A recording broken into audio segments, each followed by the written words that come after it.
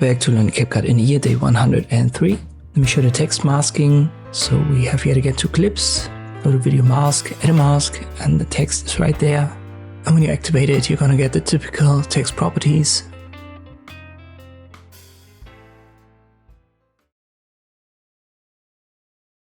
So you can change the text itself right here.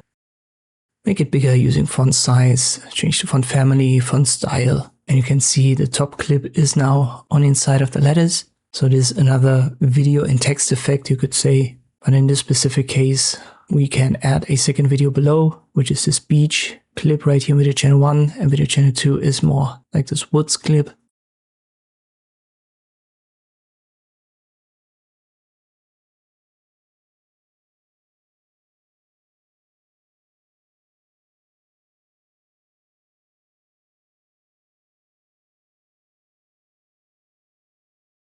And if you just want to have this video and text effect, you can simply make video channel 1 here invisible, or simply don't even add a second clip, just add one, give it this text mask, and then you're already good, and you've got a black background. I hope this video was helpful, thank you for watching, and I'll see you next time.